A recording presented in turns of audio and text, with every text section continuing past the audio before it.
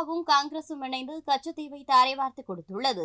அதை மீட்கும் நடவடிக்கையில் மத்திய அரசு இருப்பதாக பாஜக வேட்பாளர் தமிழிசை தெரிவித்துள்ளார். தமிழக முதலமைச்சர் பதிலடியெல்லாம் கொடுக்க முடியாது. இப்ப நீங்க கொடுத்துட்டே இருப்பீங்க. மீட்கிறதுக்கு தான் இப்ப எல்லா நடவடிக்கை எடுக்கிறது. மரியாதைக்குரிய ஜெய்சங்கர் அதற்கான முயற்சியில ஈடுபட்டு இருக்காரு. நீங்க ஏன் கொடுத்தீங்க? எதுக்கு கொடுத்தீங்க? அது தமிழ்நாட்டோட நமது மண். அதை தார ஏன் வார்த்தீங்க? அதுக்கு பதில் சொல்லுங்க.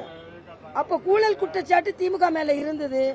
அன்னைக்கா இருந்த பிரைம் மினிஸ்டர் இந்திரா காந்தி அதை கையில் எடுத்தாங்க. அவங்க நடவடிக்கை எடுக்க கூடாதுன்னு அவங்க சொன்ன மாதிரி தார வார்த்தாங்க.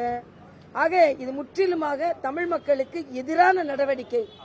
இதை திராவிட முன்னேற்ற கழகமும் காங்கிரஸ் தான் செஞ்சது. அன்றைக்கு ஜனா கிருஷ்ணமூர்த்தி அதை எதிர்த்து போராடினார். சட்ட வல்லுநர்களை வைத்து சட்டத்தில் போராடினார், சட்ட ரீதியாக போராடினார், வழக்கு போட்டார். மரியாதைக்குரிய பாரத பிரதமர், முன்னாள் பாரத பிரதமர் வாஜ்பாய் அவர்கள் அதை வாலி தீவுனே சொன்னார். ஏன்னா ராமாயணத்துக்கும் அதுக்கும் தொடர்பு இருக்கிறது என்று. ஆக அதே மாதிரி கிறிஸ்தவ மக்கள் அங்க உள்ள சர்ச்சுக்கு போய் கொண்டாடுவதை ஒரு பழக்கமாகவே கொண்டிருந்தார்கள். அவர்களின் உரிமையும் பறிக்கப்பட்டது, தமிழர்களின் உரிமையும் பறிக்கப்பட்டது.